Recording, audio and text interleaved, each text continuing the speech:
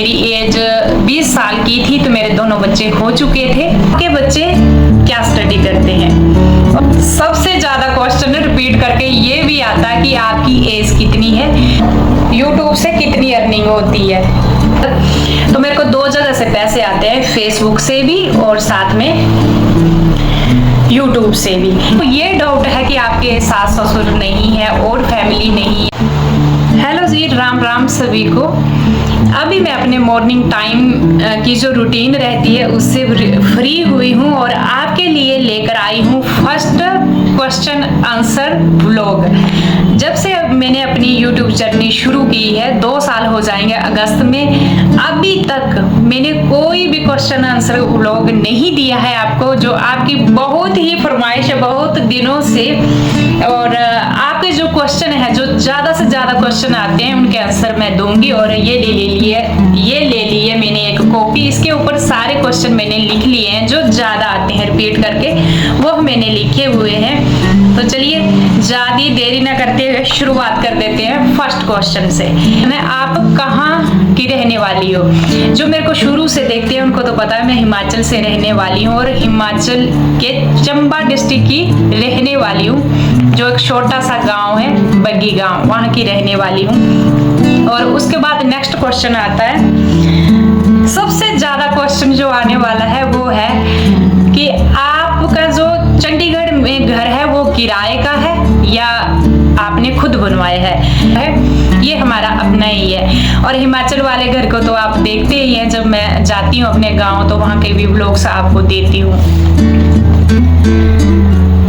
Next question है, आपके बच्चे क्या स्टडी करते हैं?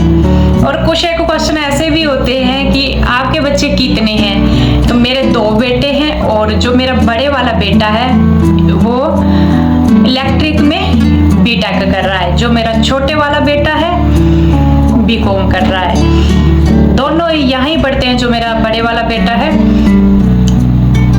वो भी और छोटे वाला बेटा भी। बस इनकी पढ़ाई के लिए यहाँ हम आए हुए हैं। और नेक्स्ट क्वेश्चन है,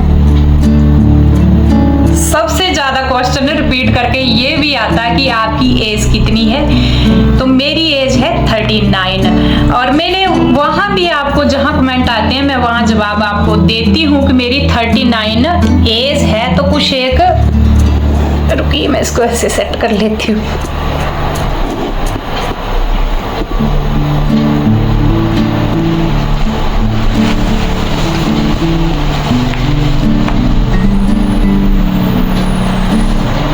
तो जी मेरी एज है 39। वैसे जहां मेरे को कमेंट आते हैं वहां भी मैं जवाब देती हूँ, पर ज्यादा रिपीट कर जो ज्यादा आ रहे थे बस उनके मैं यहाँ पर रख रही हूँ आपके आंसर। तो मेरी एज है 39 और मैंने लिखी हुई थी वहां पर 39। वापस से फिर से आपका कमेंट आया था कि आपके बच्चे कॉलेज जाते हैं और आपकी एज 39 कैसे हुई, ये भी आपके मन में थोड़ा डाउट था।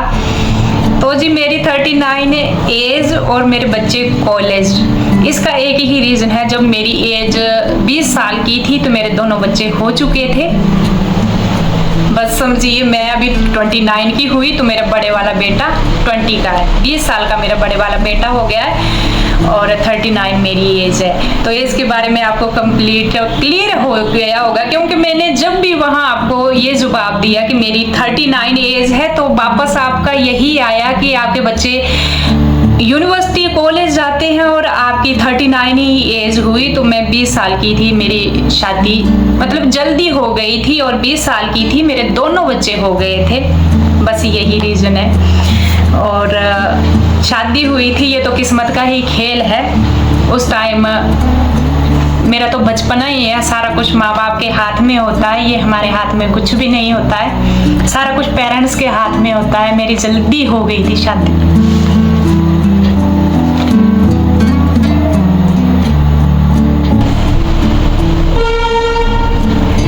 हाँ जी, आपको YouTube से कितनी अर्निंग होती है? YouTube की अर्निंग के बारे में तो स्पष्ट हम बता नहीं सकते, ये आपको पता, कुछ रूल रेगुलेशन होते हैं यूट्यूब के भी जो हम सोशल मीडिया पर डायरेक्ट नहीं बता सकते। इसके ऊपर मैं आपको ना एक अलग ब्लॉग दूंगी। तो यूट्यूब की मैं आपको एक मोटी मोटी बात बता देती हूँ कि यूट्यूब जो चलाता है उसको उसका जो चैनल होता है उसको मोनेटाइज करने के लिए कम से 1 साल का टाइम होता है। तो मेरा चैनल बहुत ही जल्दी मोनेटाइज हुआ था। 6 महीने, पूरे 6 महीने बाद मेरा चैनल मोनेटाइज हो गया था और उसके बाद मेरे को अर्निंग भी हो गई थी। हर एक मंथ पैसा आना मेरे को शुरू हो गया था यूट्यूब से। और कुछ एक मेरे को फेसबुक पर भी देखते हैं, वही मेरे को यूट्यूब पर भी देखते हैं, दोनों जगह देखते हैं। तो मेरी 2 जगह से अर्निंग होती है, फेसबुक से भी और साथ में यूट्यूब से भी। और फेसबुक में मेरे 1 लाख से ऊपर फॉलोवर हो चुके हैं। ये भी वैसे मैंने यूट्यूब में एक दिन डाला था, शॉर्ट्स वीडियो डाली थी, कुछ एक को पता भी चल चुका होगा। और वहाँ पर भी मेरी अर्निंग होती है। वहाँ पर अर्निंग मेरी सबसे जल्दी हुई थी। 2 महीने बाद मेरा जो फेसबुक पेज है मोनेटाइज होने के बाद मेरी अर्निंग भी हो गई थी 2 महीने बाद। तो मेरे को 2 जगह से पैसे आते हैं, फेसबुक से भी और साथ में यूट्यूब से भी। इंस्टा भी चलाती हूँ, इंस्टा पर भी मेरे 28K फॉलोवर पूरे हो चुके हैं। 58,000 फॉलोवर मेरे इंस्टा पर भी पूरे हो चुके हैं। तो ये रही बात मेरी सोशल मीडिया की। नेक्स्ट क्वेश्चन है, आपकी स्टडी। तो आप खुद ही समझ लीजिए कि मेरी स्टडी कितनी रही होगी, मेरी पढ़ाई कितनी रही होगी, जिसके 20 साल की एज में 2 बच्चे हो चुके थे और हस्बैंड जी आर्मी में जॉब करते थे। कभी इनकी श्रीनगर ड्यूटी, कभी कहाँ। और मेरी पढ़ाई शादी के बाद आप सोच ही सकते हैं कैसे कंटिन्यू रह सकती है। और दूसरी बात, मेरे बच्चों में भी ज़्यादा गैप नहीं था, 1.5 साल छोटे बड़े थे। और बस पूरा टाइम मेरा, पूरी लाइफ बच्चों की एजुकेशन में, पालना, देखना, संभालना, उसमें ही चली गई।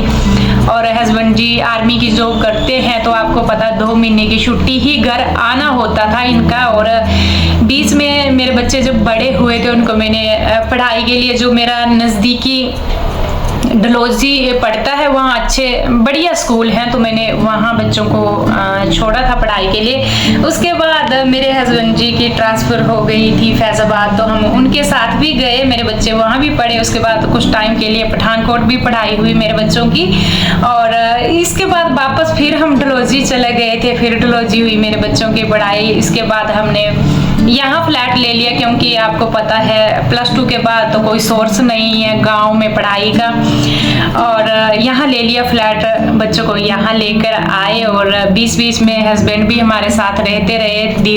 धीरे मेरे अंदर थोड़ी चेंजिंग आने लगी एज के हिसाब से। और ऐसे मैंने अपना यूट्यूब चैनल भी चलाया, जिसको आप बहुत प्यार दे रहे हैं, इसके लिए बहुत बहुत शुक्रिया। नेक्स्ट क्वेश्चन है, आपके हस्बैंड क्या जॉब करते हैं? जो नए देखते हैं उनको ही ये मतलब पता नहीं है। मैक्सिमम सभी जानते हैं कि मेरे हस्बैंड जी आर्मी में थे पहले और अभी रिटायर हो चुके हैं। अभी 6 मंथ पूरे हो चुके हैं इनको रिटायर आए हुए। तो मेरे हस्बैंड पहले आर्मी में थे, अभी रिटायर आ चुके हैं। और नेक्स्ट क्वेश्चन आता है अभी,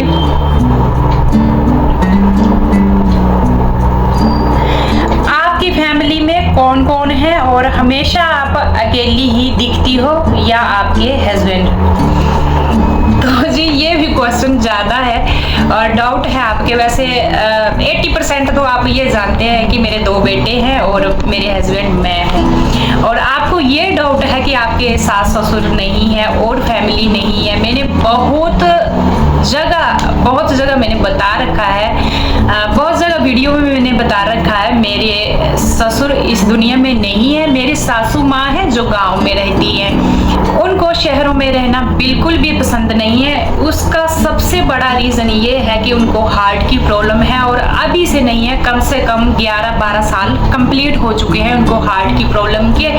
और एक ही मेडिसिन नहीं लेती हो वो हार्ट की प्रॉब्लम है, शुगर, कोलेस्ट्रॉल और बीपी, उनको 4 प्रॉब्लम है और वो 1 घंटे के लिए कहीं बाहर नहीं निकल सकते हैं, सिर्फ दवाई के सहारे ही चले हुए हैं। हम घर जाते हैं तो उनको बोलते हैं चलिए चंडीगढ़, पर वो बोलते फ्लैट में मैं बिल्कुल भी रह नहीं सकती हूँ। ये तो हम भी इस बात को समझते हैं क्योंकि बुजुर्ग हैं तो बुजुर्ग ऐसी जगह नहीं रह सकते, और खासकर जो हार्ट की प्रॉब्लम है। और आपको पता गांव के बुजुर्ग ना फ्लैटों में बिल्कुल नहीं रह सकते जिन्होंने अपनी खुली जिंदगी जी हो, तो बस यही रीजन है। बाकी हम घर जाते हैं और हमने जो नया वाला घर है हमने नीचे डाला हुआ है सड़क में, और जो हमारा पुराना वाला गांव है ऊपर, वहाँ हमारा पुराना वाला घर है, वहाँ ही मेरी सासू माँ रहते हैं, जेठ जी, देवर जी, जेठानी, देवरानी, पूरा हमारा परिवार है, जिसको मैंने दिखाया भी है आपको जब मेरी रिटायरमेंट पार्टी थी उसमें आपको दिखाया भी था।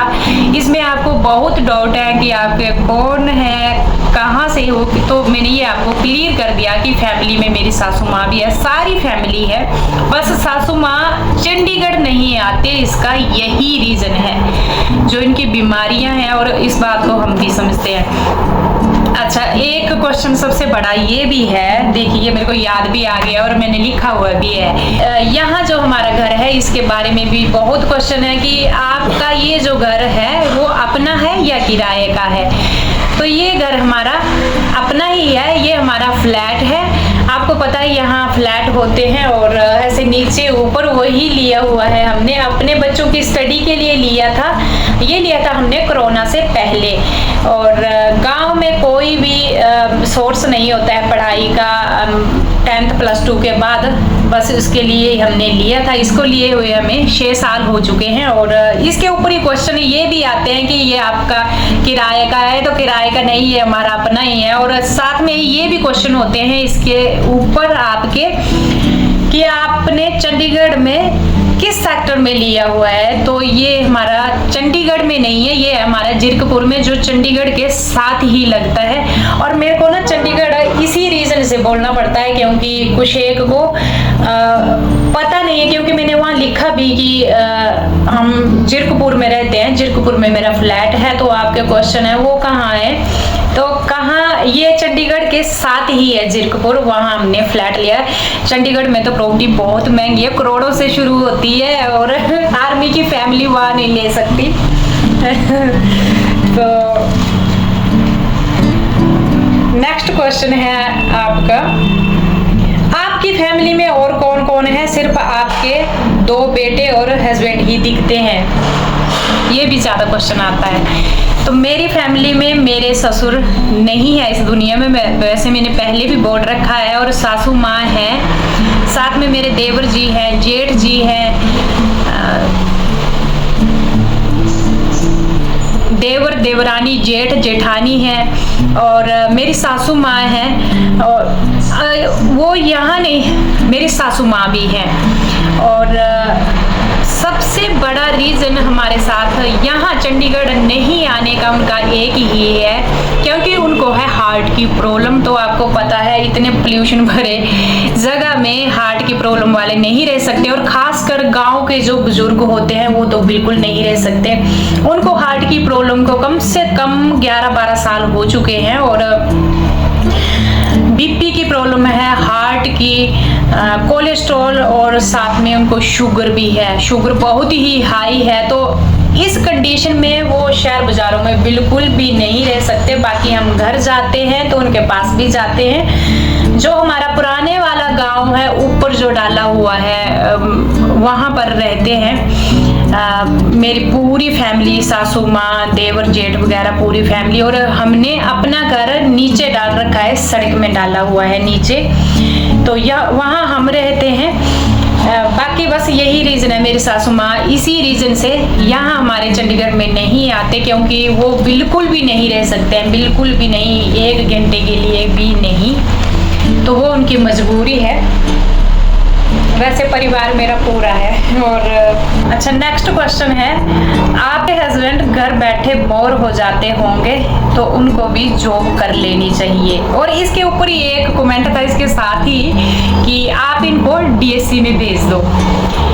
तो बात ऐसी है कि जब भी कोई जॉब छोड़कर आता है तो एकदम से कोई भी जॉब हमें तैयार ऐसे प्लेट में सजाकर नहीं रखी होती है कि एक साइड से रिटायर आए और दूसरी साइड से दूसरी जॉब मिल जाएगी, तो ऐसा नहीं है। मेरे हस्बैंड जी फुल कोशिश कर रहे हैं नेक्स्ट जॉब की, और हमें ज़रूरत भी है। और सबसे बड़ी बात रहती है जो आर्मी में होते हैं उनका बहुत ही बिजी शेड्यूल होता है, और एकदम से घर बैठना उनके लिए एक सबसे बड़ा झटका होता है लाइफ का।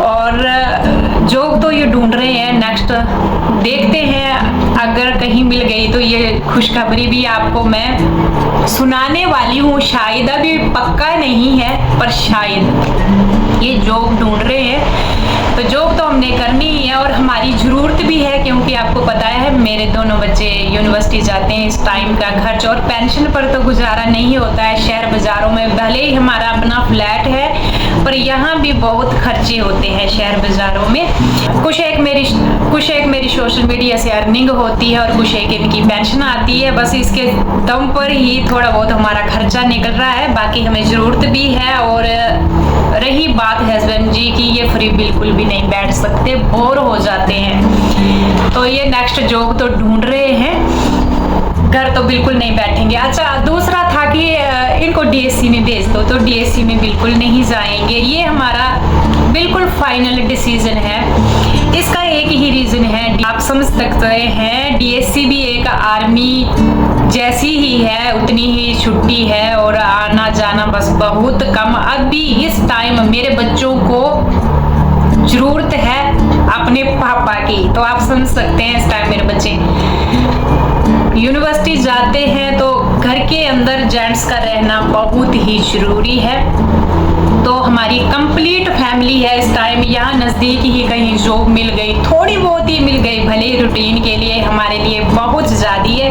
हम बहुत खुश हैं, बिल्कुल नापा तोला जो है हम अपना रूटीन रखते हैं, खर्चा रखते हैं, हर एक चीज़ हम सोच समझ कर ही करते हैं। ज़्यादा हमें चाहिए भी नहीं, बस बच्चों के 2-4 साल है वो परमात्मा की दया से निकल जाए। और बाकी मेरा ब्लॉग बहुत ज़्यादा लंबा हो गया है तो मैं इसको यहीं पर एंड करूँगी। वैसे क्वेश्चन और भी बहुत ज़्यादा हैं, फिर मिलूँगी आपसे नेक्स्ट ब्लॉग में। तब तक राम राम।